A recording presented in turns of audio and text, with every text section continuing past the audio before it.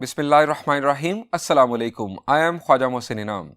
Students, this is going to be the last lecture of exercise 7.5 as well as chapter number 7. Students, इसमें हम discuss करने जा रहे हैं एप्लीकेशंस ऑफ क्रॉस प्रोडक्ट और उसके बाद उनके रेलेवेंट प्रॉब्लम सॉल्व करेंगे एक्सरसाइज 7.5 से. आइए शुरू करते हैं. Students, applications of cross product, इस टॉपिक की मदद से हम क्रॉस प्रोडक्ट के पिछले पढ़े हुए तमाम कंसेप्ट्स को भी रिवाइज कर लेंगे. स्टूडेंट्स, अगर आपके पास दो वेक्टर्स हैं u और v, तो जरा रिकॉल करें कि u क्रॉस v मालूम करने का फॉर्मूला क्या था. शाबाश जी. u cross v will be equal to u into v into sine of theta into n hat, यानी magnitude of u into magnitude of v into sine of the angle between two vectors into n hat. इसी तरह से जरा recall करें v cross u कैसे आएगा. जी, v cross u के लिए सिर्फ चेंज क्या आएगा, n हैट की जगह पर नेगेटिव n हैट आ चुका होगा. स्टूडेंट्स, ये भी रिकॉल कर लें कि u क्रॉस v का v क्रॉस u के साथ क्या ताल्लुक बना. जी, u cross v is equal to negative of v cross u, यानी क्रॉस प्रोडक्ट जो है वो एंटी कमोटेटिव होता है. कमोटेटिव नहीं होता, एंटी कमोटेटिव होता है. Students, u cross v vector या v क्रॉस u वेक्टर की खास बात क्या थी. शाबाश. एक्सरसाइज 7.4 को अच्छी तरह रिकॉल करें. जी, u क्रॉस v वेक्टर या v क्रॉस u वेक्टर एक ऐसा वेक्टर होता है जो u पर भी परपेंडिकुलर होता है और v के लिए भी परपेंडिकुलर होता है. या हम ये कह सकते हैं कि u और v को कंटेन करने वाले प्लेन पर परपेंडिकुलर होता है. अगर आपसे कहा जाए कि ये दो वेक्टर्स हैं u और v, आप एक ऐसा वेक्टर मालूम कर दो जो u के भी परपेंडिकुलर हो, v के भी परपेंडिकुलर हो, तो समझ जाएं कि आपको u क्रॉस v या v क्रॉस u मालूम करना है. दोनों ही बुनियादी तौर पर उस प्लेन के परपेंडिकुलर होते हैं. फर्क सिर्फ दोनों में क्या है कि एक वेक्टर है और दूसरा उसका नेगेटिव वेक्टर है. सो लिखते हैं अपनी first application.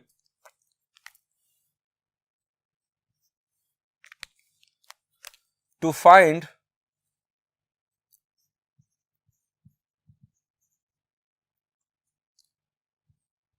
perpendicular vector to both u and v. अब कैसे हम फाइंड आउट करते हैं u cross v is equal to u into v into sine of theta. ये जो मैंने सिंपल u और v लिखा, ये वेक्टर u का मैग्नीट्यूड, ये वेक्टर v का magnitude into n hat. u cross v vector u और v दोनों के परपेंडिकुलर होगा और v क्रॉस u ये उसी वेक्टर का नेगेटिव वेक्टर होगा, u into v sine of theta into negative of n hat. Students, दो परपेंडिकुलर वेक्टर्स हम मालूम कर सकते हैं.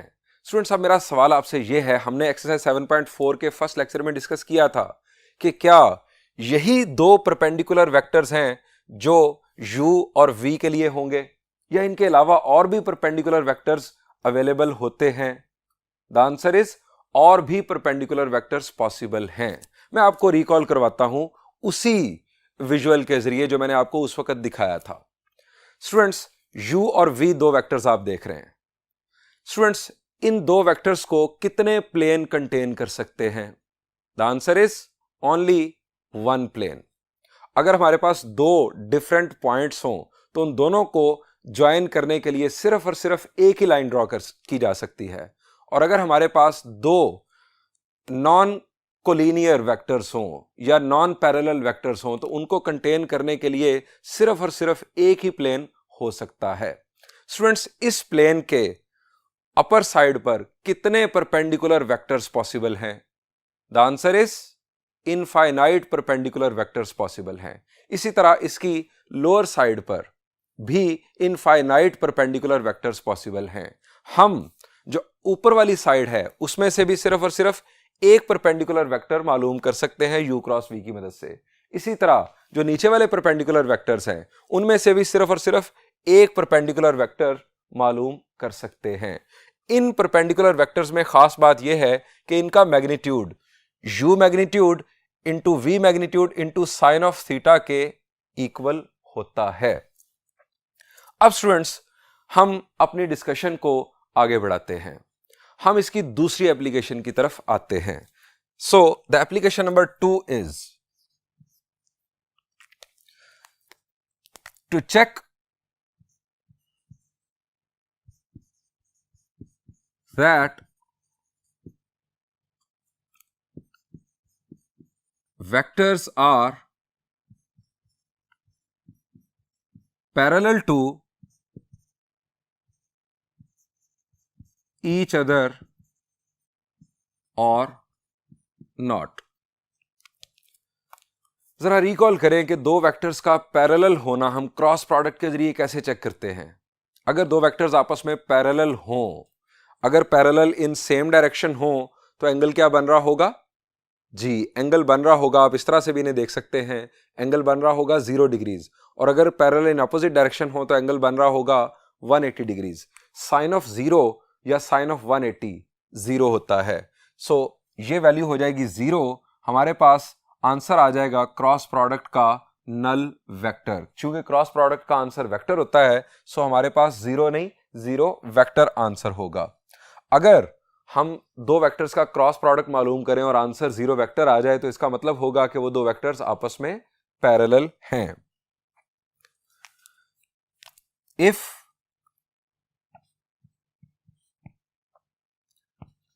u cross v is equal to null vector, then u will be parallel to v, और आप v cross u भी कह सकते हैं। दोनों के लिए ये then अगर u क्रॉस v या v cross u null vector आ जाए, then u will be parallel to v। Number 3 application.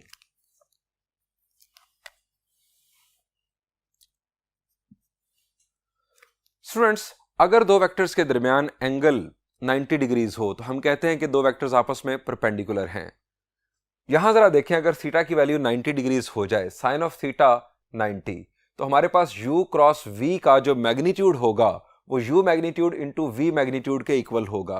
क्योंकि जब हम मैग्नीट्यूड ले लेंगे u क्रॉस v का, तो n हैट चूंकि यूनिट वेक्टर है, इसका मैग्नीट्यूड हो जाएगा 1, ये एलिमिनेट हो जाएगा।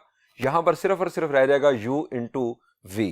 तो इसका मतलब ये हुआ, अगर u cross v magnitude u magnitude into v magnitude के इक्वल आ जाए, तो इस सूरत में वो दो वेक्टर्स आपस में परपेंडिकुलर होंगे। हम यह लिखेंगे to check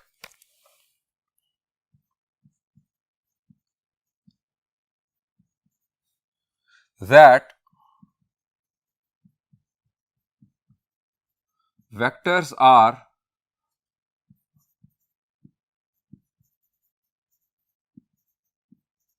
perpendicular to each other or not।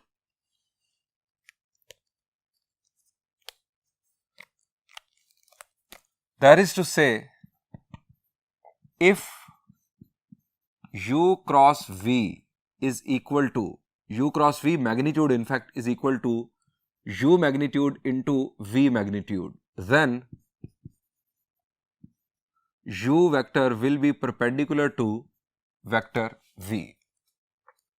Students, इसके बाद जरा रिकॉल करें, हमने एक्सरसाइज 7.4 में और क्या किया था क्रॉस प्रोडक्ट की मदद से। जी, हमने area of parallelogram find out करना सीखा था, हमने area of triangle find out करना सीखा था। So this is the fourth application of cross product to calculate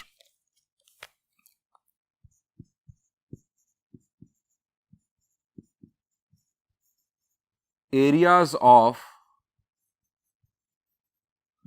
different polygons. हम किसी भी पॉलीगॉन का एरिया फाइंड आउट कर सकते हैं यूजिंग वेक्टर्स। हां, हमारे सिलेबस में सिर्फ और सिर्फ पैरेललोग्राम और ट्राइंगल को डिस्कस किया गया। To calculate areas of different polygons, if u and v are two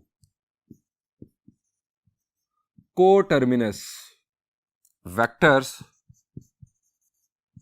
of a parallelogram or triangle, then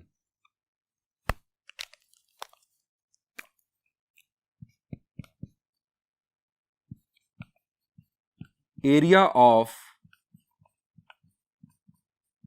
parallelogram is equal to, शाबाश जी, magnitude of u cross v।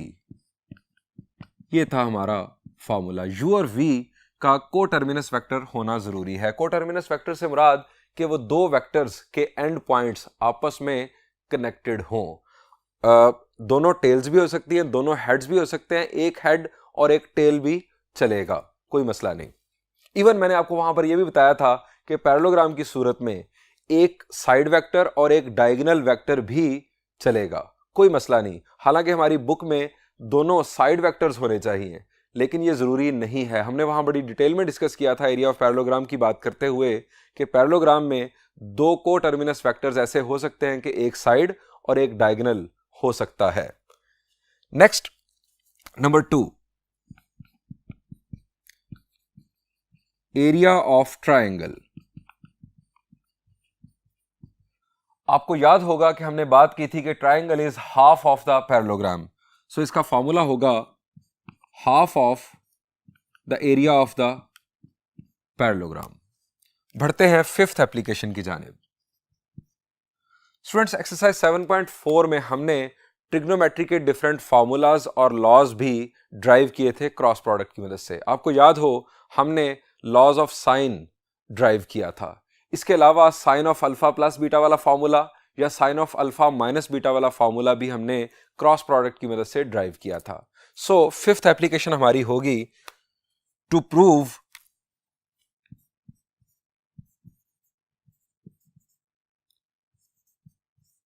different laws, formulas of trigonometry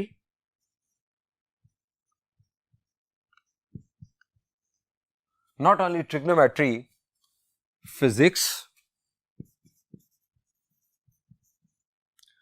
mechanics and many other sciences।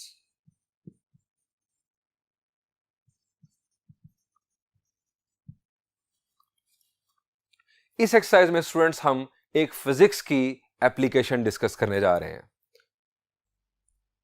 Students, next application है talk या moment. जरा definition recall करें, आप physics में पढ़ चुके हैं, शाबाश जी। टॉक की डेफिनेशन थी turning effect of a force is called moment या टॉक। आइए इसे अच्छे अंदाज में समझते हैं। ये स्टूडेंट्स आप देख रहे हैं इस वक्त एक बोल्ट और एक रेंच। हम इस बोल्ट को ओपन करना चाह रहे हैं, इस बोल्ट को खोलना चाह रहे हैं। स्टूडेंट्स, डेफिनेटली हमें इस रेंच पर फोर्स अप्लाई करना होगी।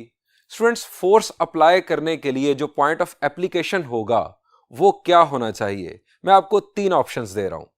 हमें टर्निंग इफेक्ट बेसिकली यहां पर जनरेट करना है। मैं आपको 3 ऑप्शंस दे रहा हूं, ऑप्शन 1, ऑप्शन 2 और option 3।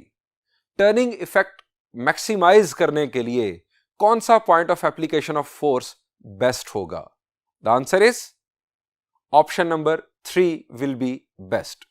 Students, point of rotation यानी सेंटर ऑफ बोल्ट से लेकर point of application of force तक जो वेक्टर है, बेसिकली इसकी टेल जो है वो पॉइंट ऑफ रोटेशन पर होगी यानी सेंटर ऑफ बोल्ट पर, और जो हेड है इस वेक्टर का वो पॉइंट ऑफ एप्लीकेशन पर होगा। इस वेक्टर को हम मोमेंट आर्म का नाम देते हैं और इसे यूजुअली आर से रिप्रेजेंट किया जाता है। स्टूडेंट्स, यहां पर हम यह समझ चुके हैं कि टर्निंग इफेक्ट को मैक्सिमाइज करने के लिए मोमेंट आर्म की लेंथ मैक्सिमम होनी चाहिए। यानी आप यह भी कह सकते हैं कि जितना रेंच की लेंथ बड़ी होगी उतना आपका जो टर्निंग इफेक्ट है वो ज्यादा होगा। आपने कभी ऑब्जर्व किया हो रोड के साइड पर जब कभी कोई बस जो ड्राइवर है वो बस के व्हील को खोलने की कोशिश कर रहा होता है, तो वहां पर वो जो व्हील के जो नट्स होते हैं उनको ओपन करने के लिए जब स्पैनर या रेंच अटैच करता है तो उसका मोमेंट आर्म बढ़ाने के लिए वो एक पाइप यूज करते हैं।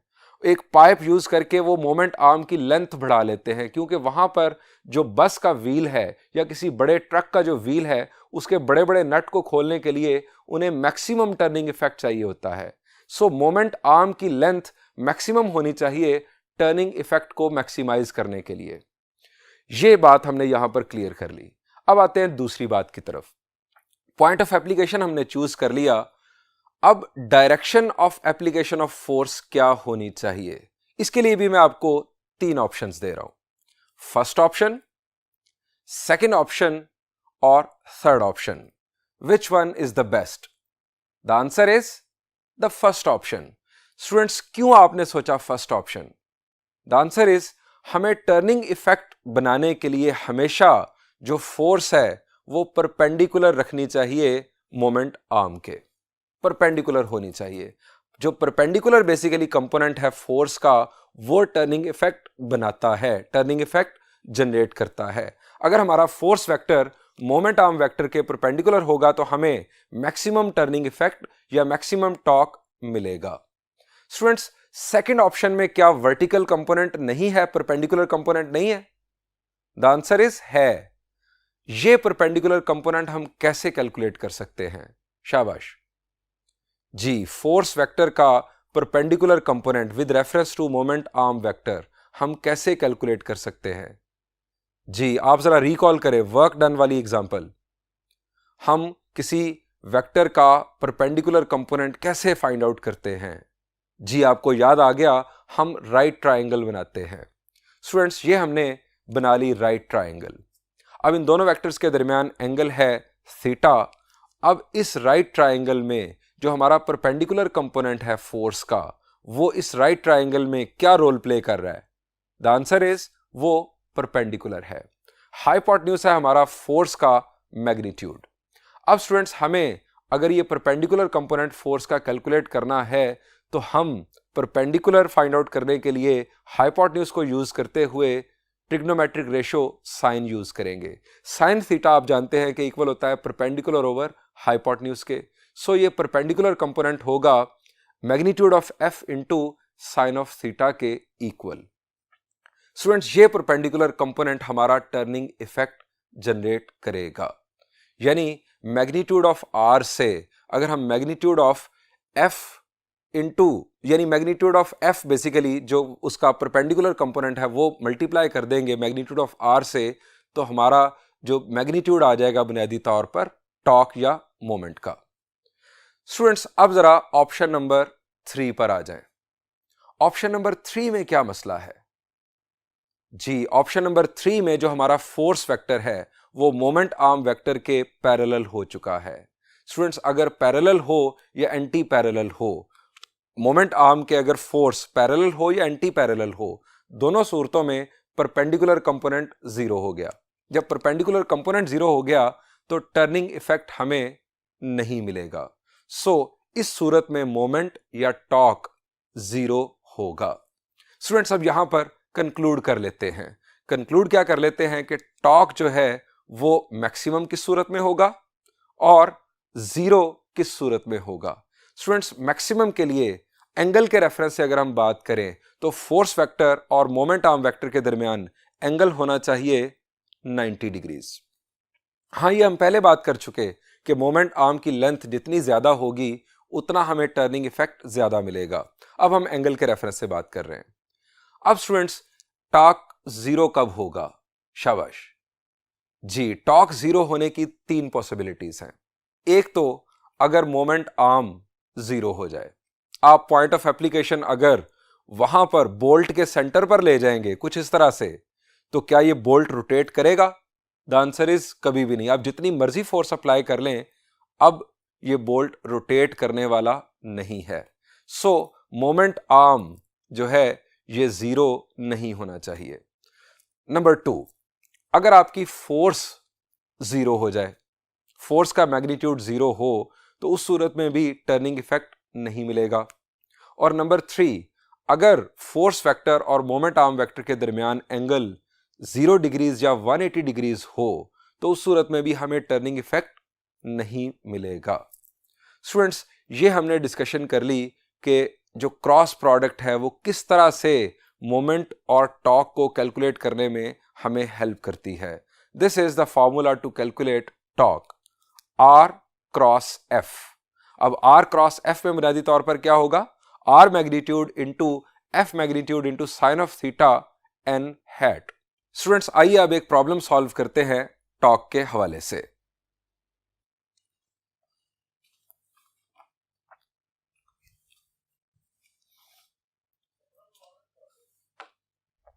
स्टूडेंट्स, एक्सरसाइज 7.5 में प्रॉब्लम नंबर 11 से लेकर प्रॉब्लम नंबर 15 तक और इसके अलावा एग्जांपल नंबर 8 मोमेंट से रेलेवेंट हैं। मैं आपके लिए सॉल्व करने जा रहा हूं प्रॉब्लम नंबर 14। बिल्कुल सिमिलर प्रॉब्लम्स हैं जो बाकी मैंने आपके सामने तज़किरा किया। स्टूडेंट्स, वो प्रॉब्लम्स आप बासानी खुद सॉल्व कर लेंगे इसका सोल्यूशन समझने के बाद। इसकी स्टेटमेंट है, find the moment about this point of each of the concurrent forces this and this where P is their point of concurrency। Students, जब भी हमें मोमेंट या टॉर्क कैलकुलेट करने के लिए कहा जाता है, हमें दो पॉइंट्स लाजमी बताए जाते हैं। एक होता है पॉइंट ऑफ रोटेशन, जिसके अबाउट हमें वो मोमेंट कैलकुलेट करना होता है, और दूसरा होता है point of application of the force. मेरा सवाल आपसे यह है कि इस वक्त हमारे पास है दो पॉइंट्स, इनमें से कौन सा point of application of force है? शाबाश, जरा वर्डिंग देखिए।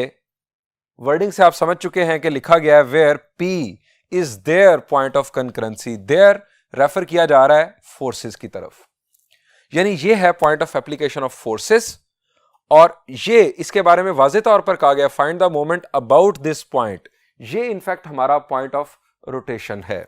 स्टूडेंट्स, जो हमारा मोमेंट आर्म वेक्टर है वो होगा AP वेक्टर। हमेशा जो टेल होगी वो उस पॉइंट पर होगी जिसके अबाउट हमें मोमेंट इवेलुएट करना होगा। स्टूडेंट्स, AP वेक्टर हमारा होगा R वेक्टर, और F वेक्टर, यहां पर चूंकि तीन फोर्सेस हैं तो हम इन तीनों फोर्सेस का सम करेंगे, जो नेट फोर्स होगी वो हमारा होगा फोर्स वेक्टर। सो स्टार्ट करते हैं इसका सॉल्यूशन। सबसे पहले F,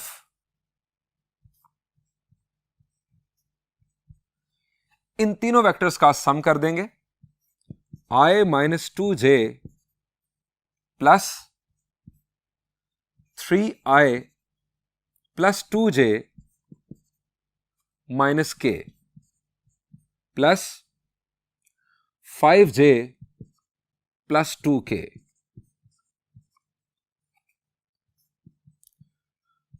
vector F will be, यहां पर I 3I 4I, और नेक्स्ट हमारे पास I कंपोनेंट नहीं है। 3I plus I is 4I, minus 2J plus 2J cancel, 5J जिंदा रहेगा, और नेक्स्ट हमारे पास minus K plus 2K is plus K। ये हमारे पास आ गई नेट फोर्स जो अप्लाई हो रही है। अब हम वेक्टर R मालूम करते हैं।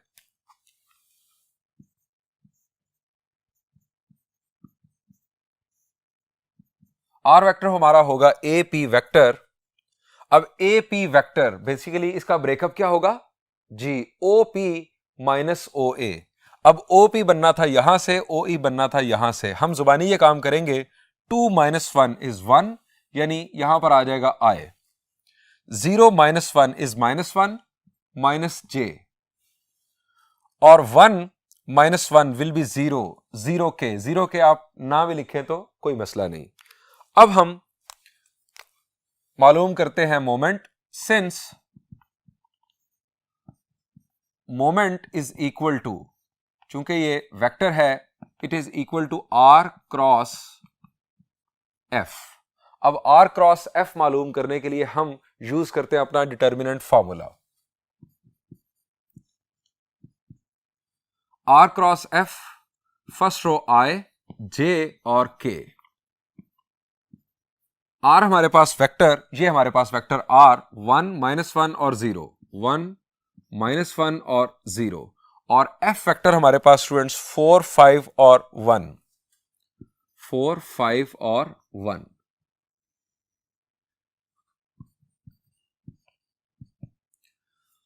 फर्स्ट रो से एक्सपैंड करेंगे तो हमारे पास आए, रो और कॉलम छोड़ा -1 -0 -j, रो और कॉलम छोड़ा 1 -0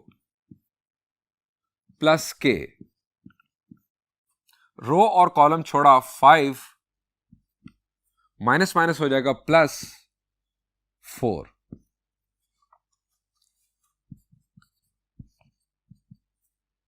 -1 -0 विल बी माइनस, तो -i, यहां पर -j और यहां पर 9k। सो हम यहां पर लिखेंगे moment about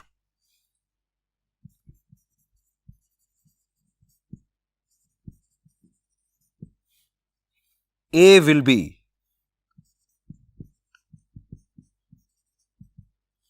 -i -j +9k।